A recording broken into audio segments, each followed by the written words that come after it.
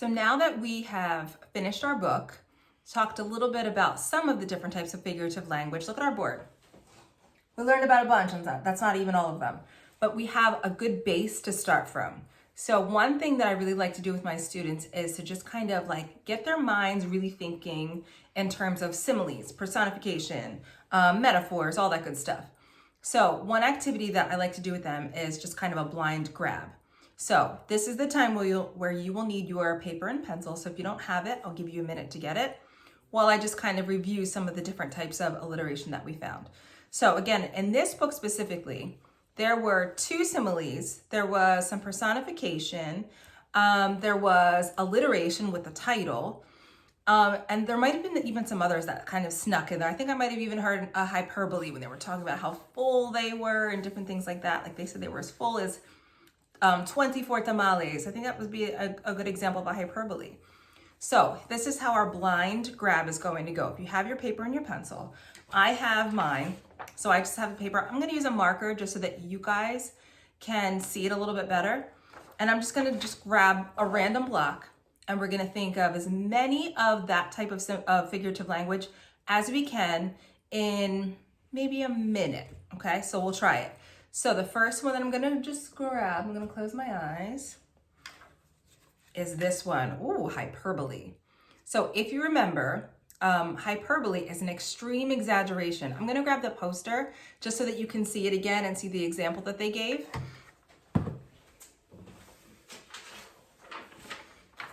So here is hyperbole. So remember that it says hyperbole means to describe something in an extremely exaggerated way. And their example was, we waited in line all day. Remember, I feel like you have to say it like that. So I'm going to start the timer. I'm looking at my timer that's on my phone that's currently running. And I'm going to give you a minute with your paper and your pencil to think of as many different examples of hyperbole as you can. And let me just move this block to the front so you can just have it as a reminder that that's what you're working on right now. We're thinking of hyperbole, a really, really big exaggeration. I'm going to do mine on my paper. On your mark. Get set. Go. It's a really big exaggeration.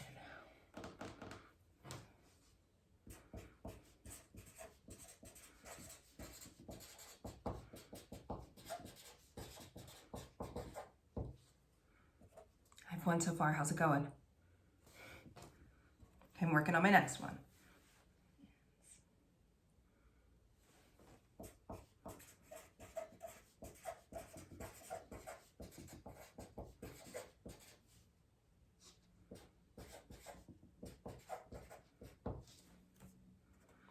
I'm a second, I'm trying to think of third. All of a sudden, now that the time is ticking, I'm starting to get a little panicky, but it's okay. Let's see. That's a big exaggeration. Remember, their example was, we waited in line all day.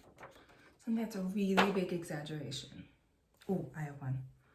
And somehow mine always go back to food. Sorry, guys, I just love to snack.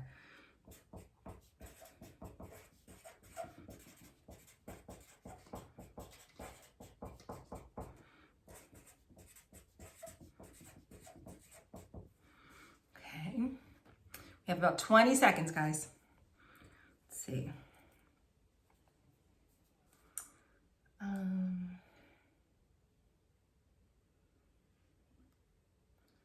See, we line all day. Oh, I have a good one. 10 seconds.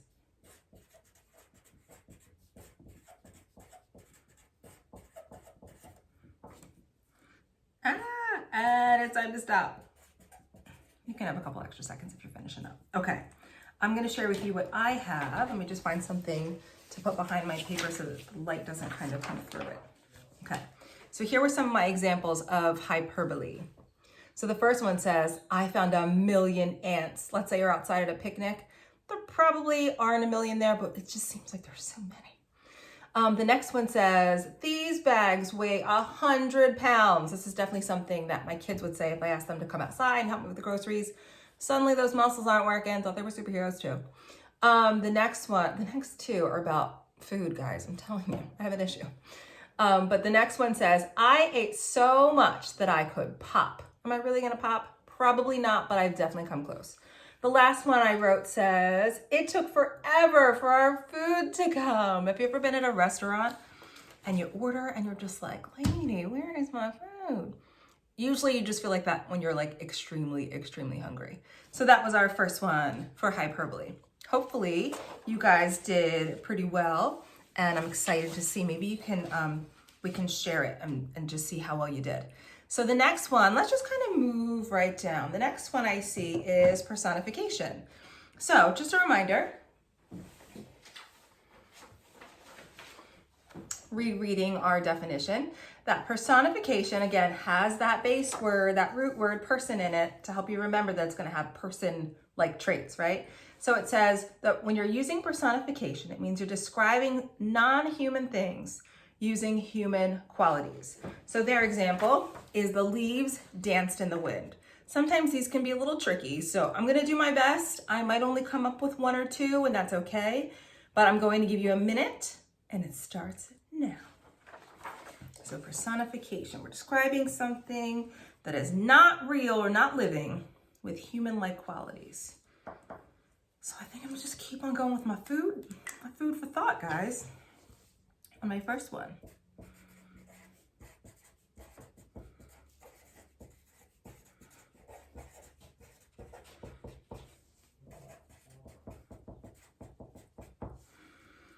Okay, my first one.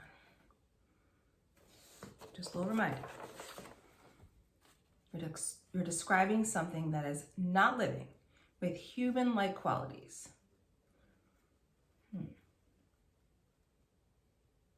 Oh, I've got another one.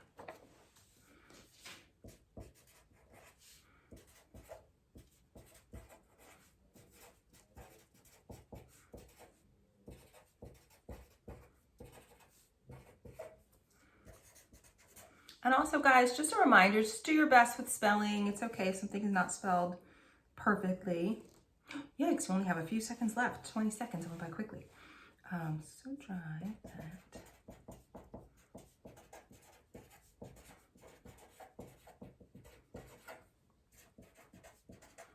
All right. I came up with two, and that's okay. I did my best. So the first one, I think I was thinking about after eating so much I thought I could pop. I said, the chair groaned as I sat in it. Too many tamales for me too. The next one says, the houseplant was so dry that it begged for water. Can you tell that I'm looking around my house for inspiration? I need to water these plants, guys. So hopefully you guys did okay with personification. Again, that one can be a little tricky. So our next one, I'll just stack these gently, is a simile. A simile. So now remember, there are key words when we're thinking of similes. I'm just going to slide this over. So with similes, we are comparing two things using the words like or as. And the example that they gave again was, he is as fast as a rabbit.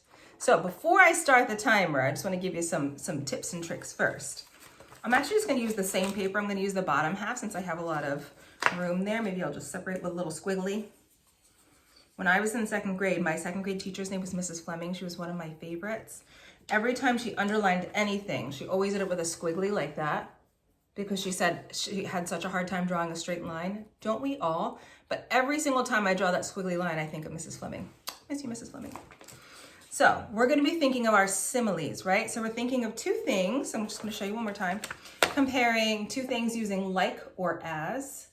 So just to give you a little tip or hint, it might be easy to just kind of go down with like how you would describe some things. Like if something was beautiful, so you could say it was as beautiful as, or like feeling things like cold as or hot as. So those are some ideas. I'm going to get started. I'm going to start the timer for you guys in 3 seconds. 3, 2, 1, go.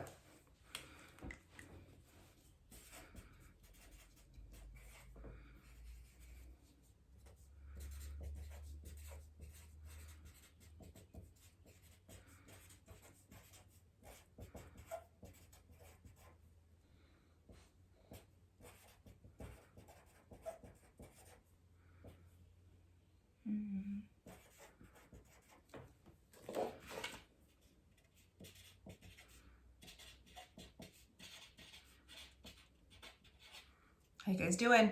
We have about 23 seconds left.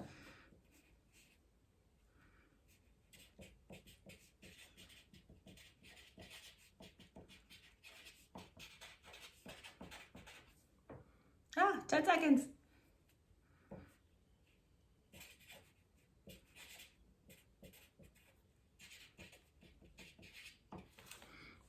And stop. Okay.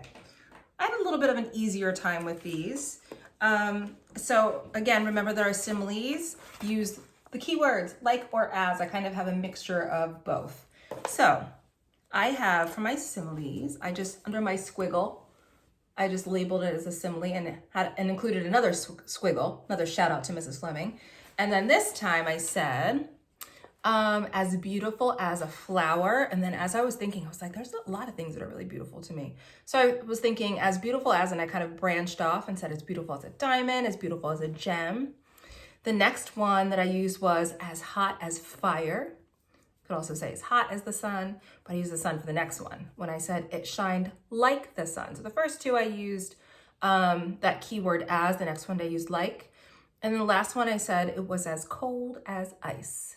So hopefully you guys did okay with similes that time, and I'm just wondering if you had an easier time with similes than you did with personification like I did. That one was just a little tough for me. So the next one that I wanted to talk about was alliteration. Again, I said this is one of my favorites. I love to do this with my name, have the kids do it with their names. So just a reminder that an alliteration is a sentence or a phrase with words that start with the same letter or the same sound. So for example, when I say same letter, same sound, like the word Christmas begins with a C, but you could also use a K word like king or kingdom, something like that. So it just has to have that same beginning letter or sound. So I'm going to start the timer. We're going to do this again with alliteration. We're going to think of different letters or sounds that can be repeated. And just a little tip for this one. I'm thinking that this one, oh, I'm running out of paper. I'm thinking that this one might be best, or a tip that might be the best to use with this one is just to kind of go through the alphabet. So I'm going to start with A and go from there. Are you ready? Do you have some paper? Do you have your pencil? Do you have a clear space on your page? Because you're going to need it. I need way more than I thought. So I'm going to start the timer in 5 seconds. Ready? 5, 4, 3, 2, 1. Get started.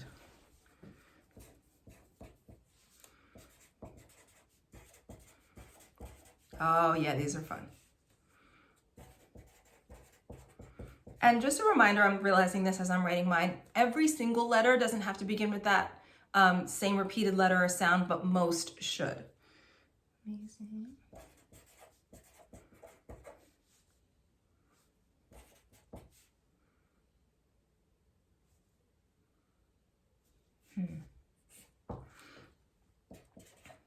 I'm on to B. I'm just going right down the alphabet this time, guys.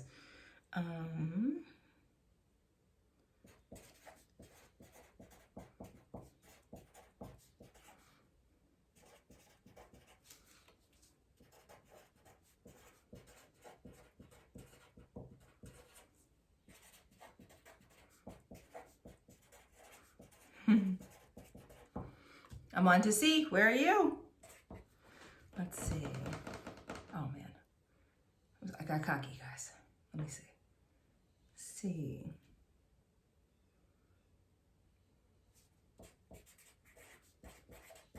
And again, just remember to do your best with spelling.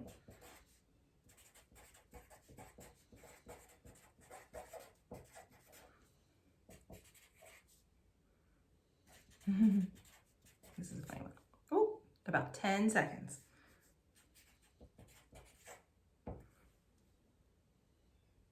I think I'm going to stop there. Are you ready?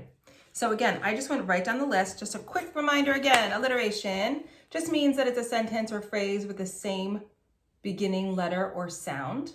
So I went down the alphabet. My first one was Amanda ate amazing apples at, and I had a hard time thinking of what could go in the blank. Can you guys help me out? I was thinking at Alabama, but I'm like, you would normally say in Alabama. So if you can think of something Pretty good. Give yourself a pat on the back. I struggled there, and I was going to stop it at Amanda ate amazing apples, but I just really wanted to fill in that blank. So if you can help me out, I would appreciate it. The next one I have is B, and I said, beautiful bears were bounding down to the beach. So this is a good example of how that beginning sound was repeated for most of the letters, but not all of them, and that's okay. I think it's still apparent that the B is the predominant letter there. The next one I said was, the castle was cleaned by the cranky king. Don't you think he'd be cranky? He's the king. Usually they have people to do that, but he's cleaning the castle, so he is awfully cranky. So those are just some examples of some activities that you can do with just a way to practice your figurative language. But the cool thing is that really what we want to do, our end goal is really to be able to use figurative language in our own writing. So we talked about how good authors use figurative language in their writing. You guys are great authors too. So sometimes we just need a little reminder. So part of the reason why I had you grab something, or we grabbed something every time we heard one of those examples of figurative language, is because it can help us remember what different things were used, and then we can turn around and use them in our stories.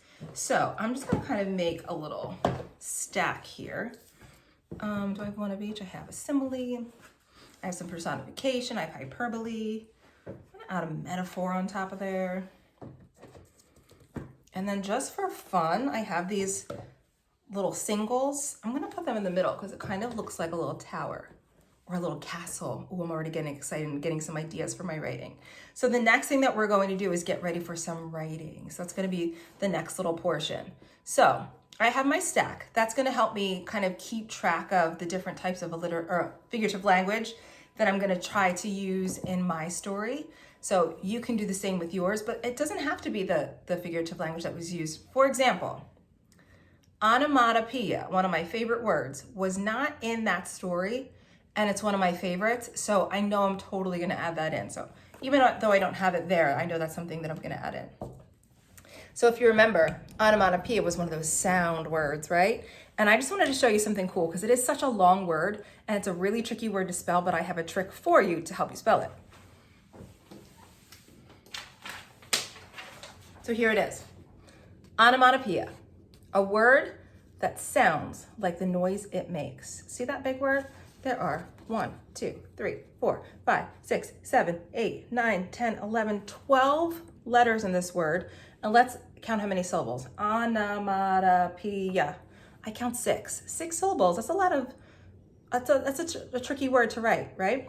I'm gonna show you a trick. Ready? So when you're trying to write this tricky word, I want you to remember in little phases like this. So the first part of the word is oh no. Oh no. The next part is mat-o.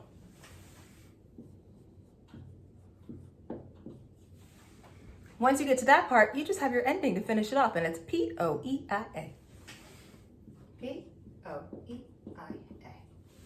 And again, those are those bangs, pows, crashes, or on a rainy day, it might just be like a little drip drip. Or maybe that thunder is booming and cracking, and just so much fun to use onomatopoeia in our stories, right? So remember that you can use any of the types of figurative language, not just the ones that were mentioned in our book, but we are going to kind of use that as a guide to help us with our stories, okay? So I'm gonna do that right here on the board behind me. I'm just gonna get started on a story. Hopefully you'll get some ideas. Maybe you'll even be inspired by the one that we start to write together as you write your own.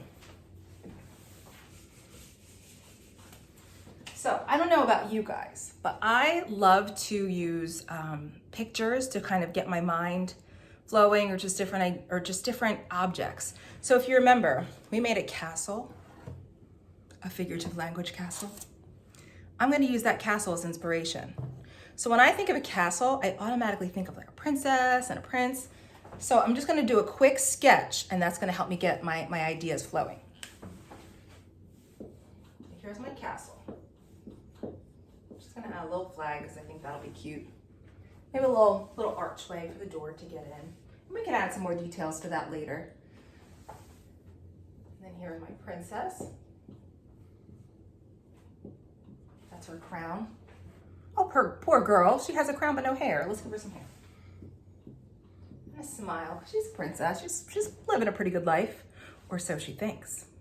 So this is what I'm thinking about my princess, because I don't know about you guys, but I am a little sick of being stuck inside the house and not being able to hang out with my friends, especially my teacher friends, my students. So I'm gonna have her kind of have a similar problem. So this is a princess, but she's trapped in her castle.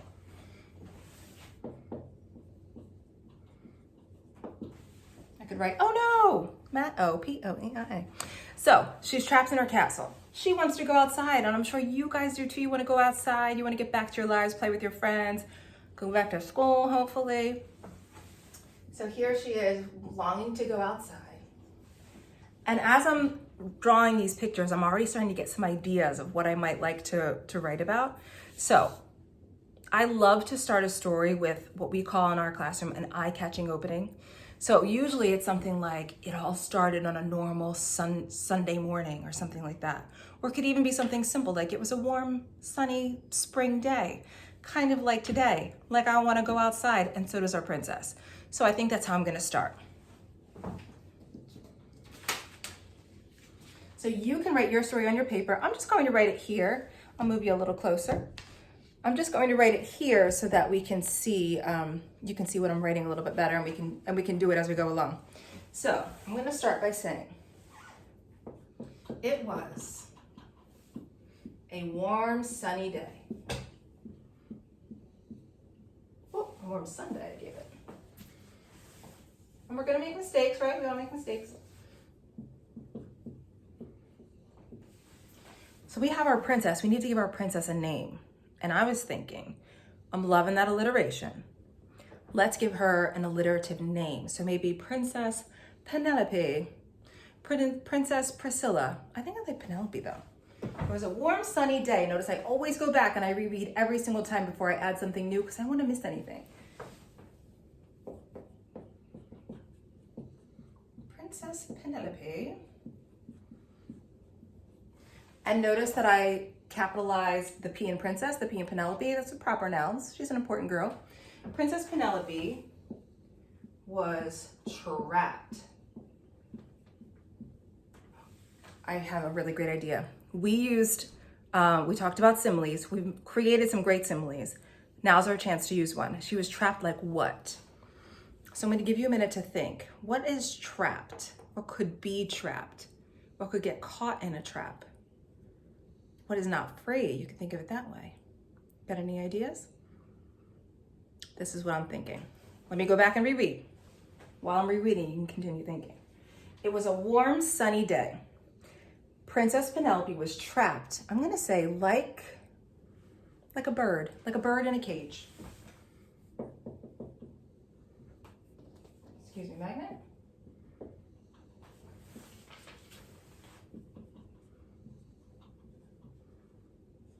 And I'm just going to show you a little strategy that we have in my classroom. I never, ever, ever want the students to ever get caught up or stopped by spelling. So if you're not sure of something, you can sound it out. You can tap it out if you're used to foundations. And I just have the kids sound it out and then circle it. That way they know that's something that maybe they weren't sure of and they can go back to.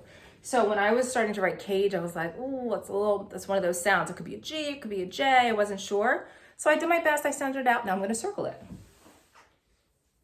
But I know it's going to end there. It was a warm, sunny day. Princess Penelope was trapped like a bird in a cage. I like it so far. So I'm feeling a little trapped like a bird in a cage myself. So now I'm just kind of thinking of what she would rather be doing. What would you rather be doing? I'm curious. I would love to know. I would really love, personally, to just go to Target, hit up that dollar section, grab me some teacher stuff before I devour the rest of the store. That was a metaphor. Okay, ready? It was a warm, sunny day. Princess Penelope was trapped like a bird in a cage.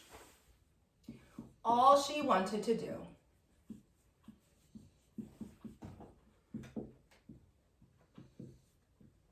was, excuse me, metaphor, go outside and play. I like it so far. So we have one simile so far. So let's think about some of the other examples of figurative language. Oh, we also have some alliteration, right? So we're not doing too bad. We used our simile. I'm going to put our simile block over here. Think of some of the other examples. We could use a metaphor. Oh, no, hyperbole. This is the greatest place to put some hyperbole. You know why? Think about how you're feeling. Aren't you like dying to get out? Is it just me? Am I projecting this onto you? I apologize if I am, but that's what I'm going to use. All she wanted to do was go outside and play. She was dying to get out of her castle.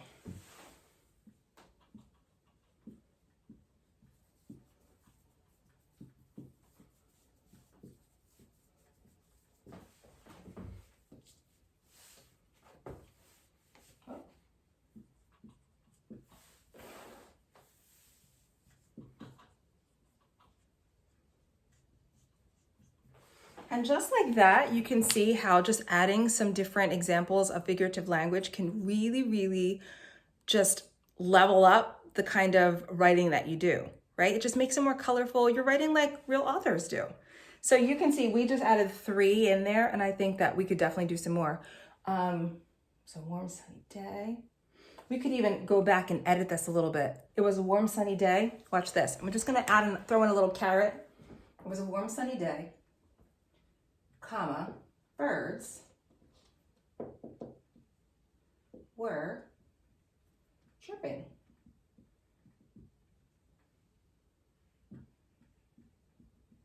Chirp, chirp. Right? It brings our story to life. And you can kind of see how mine looks. When you're doing your writing, it's going to be a little messy, guys, and that's okay. Our first draft is always just going to be kind of like just all of our ideas kind of splashed out there. And that's exactly what we want. So I hope that you guys got some great ideas of how you can use figurative language. I'm hoping that as you're reading, you'll listen for it a little bit more. You'll use it a little bit more. A lot of it's fun, especially that alliteration. Do something with your name. Think of some fun alliteration with your name. The same first letter or first sound is going to be repeated. Okay, guys? I hope that you enjoyed the lesson, and I hope that you are back in school soon. Your teachers are missing you just like you're missing them. All right, see you, superheroes.